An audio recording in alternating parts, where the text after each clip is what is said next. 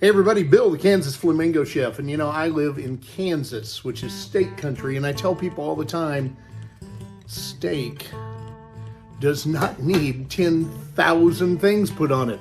It most definitely does not need steak sauce. And as far as seasoning, you don't have to go crazy. All you need is salt, pepper, and garlic. Let me show you what it looks like.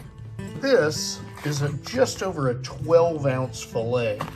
Now, I have put on this steak salt, pepper, garlic, and a little bit of ground rosemary just because I like the depth. This is prime beef. This is not that choice junk you get at the grocery store. This is actually Creekstone beef. If you've never heard of it, Creekstone is just about 45 minutes from my house, and they produce some of the finest steak in the world. All right, I've been heating up the pellet grill, and ideally we want to get it between 350 and 400 degrees. And right now, it's right at 400 degrees. Now, I'm cooking with the flame open to let that heat get started, but now I'm going to close it so we get some smoke in there. I'm going to take the steak, and I'm going to put it right at that center where all that heat is. I'm going to cook this medium rare.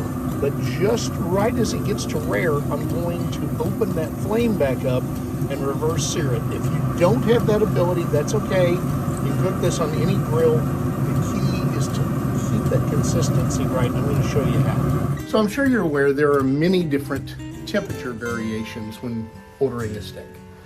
You have rare. Rare means a cold red center. There's also Texas blood rare, if you're unfamiliar with that. It's sometimes called black and blue. It's where you get the grill really hot, the outside is seared, but the inside is ice cold. I kind of like it, some people don't. It's also called American sushi sometimes.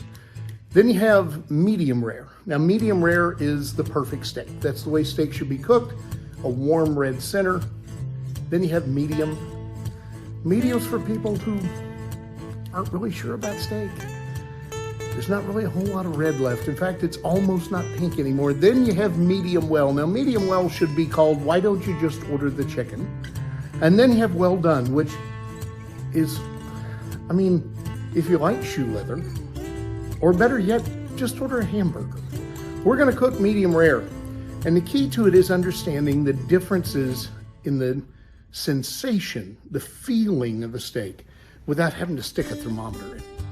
This steak is just right at rare. You can see right there. We're going to turn this over and get some marks on the other side. And we're going to go ahead and open the flame and reverse grill this for a minute. Now, I want to show you how you know the difference in rare, medium rare, etc. So if you look at your hand, there's different feelings on your hand. Over here in your palm, it's really soft. That would be like rare on a steak. On the other side would be medium rare. In the middle, right around your fingers, is medium. And then that dead zone in the middle, that's what you don't want to eat. So if we push this right now, it's just right there, just past the back of our palm, right around our thumb. So it's just past rare. Now I'm going to let that cook for just a couple minutes more, get some marks on there. One of the reasons people overcook meat is they don't know how long to cook it, and they don't know how to tell the difference in one depth or one temperature in another. Now, if you want to use a temperature probe, keep in mind that beef only needs to cook to about 125 degrees to get to rare. So 130 to 135 will give you medium rare.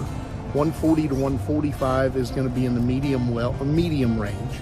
145 to 150 you're getting up to the medium well range. And we won't talk about the numbers above that, because the only time you should cook meat above that, as far as beef, is when you're cooking barbecue. All right, so we've got some nice char marks going on there. I've got that dip flame underneath.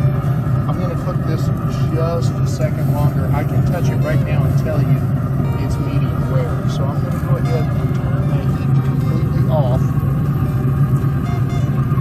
and shut that down and get a plate and put it on. Okay, so the only thing I've done is melt a little garlic butter and pour over the top.